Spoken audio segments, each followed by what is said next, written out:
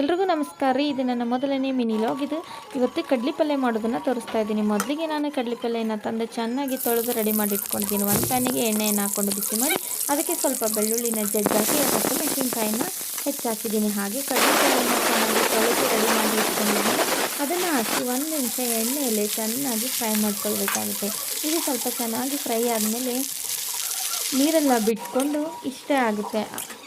ಎಣ್ಣೆ ಹಿಡ್ಕೊಳ್ಳುತ್ತಲ್ಲ ಆಗ ಅದಕ್ಕೆ ಸ್ವಲ್ಪ ಅರಿಶಿಣವನ್ನು ಹಾಕ್ಕೊಂಡು ಸ್ವಲ್ಪ ಉಪ್ಪನ್ನು ಹಾಕ್ಕೊಂಡು ಚೆನ್ನಾಗಿ 2 ನಿಮಿಷ ಫ್ರೈ ಮಾಡಿಕೊಂಡ್ರೆ ಮತ್ತೊಂದು ಚೆನ್ನಾಗಿ ಉಪ್ಪು ಮತ್ತು ಅರಿಶಿಣ ಇಟ್ಕೊಂಡು ಬೆಳ್ಳುಳ್ಳಿ ಘಮ ತುಂಬ ಚೆನ್ನಾಗಿ ಬರುತ್ತೆ. ಇದಕ್ಕೆ ಸ್ವಲ್ಪ ನೆನೆಸಿಟ್ಟಿರುವಂಥ ತೊಗರಿಬೇಳೆಯನ್ನು ಹಾಕ್ಕೊಂಡು 10ರಿಂದ 15 ನಿಮಿಷ ಲೋ ಫ್ಲೇಮಲ್ಲಿ ಚೆನ್ನಾಗಿ ಫ್ರೈ ಮಾಡಿಕೊಂಡ್ರೆ ಬಿಸಿ ಬಿಸಿಯಾದ ರುಚಿಯಾದ ಆರೋಗ್ಯಕರವಾದ ಕಡ್ಲಿ ಪಲ್ಯ ರೆಡಿಯಾಗುತ್ತೆ ರೀ. ಇದು ರೊಟ್ಟಿ ಚಪಾತಿ ಎರಡಕ್ಕೂ ತುಂಬಾ ರುಚಿಯಾಗಿರುತ್ತೆ. ಅಷ್ಟೇ ಅಲ್ಲದೆ ಈ ಕಡ್ಲಿ ಪಲ್ಯ ಸೀಸನಲ್ಲಿ ಮಾತ್ರ ಈ ಒಂದು ಪಲ್ಯನ ನಾವು ಮಾಡ್ಕೊಳ್ಬೋದು ರೀ. ಹಾಗಾಗಿ ನೀವು ಟ್ರೈ ಮಾಡಿರಿ, ಹೆಂಗೆ ಬಂತಂತಂದು ಕಮೆಂಟ್ ಮಾಡಿ ತಿಳಿಸ್ರಿ.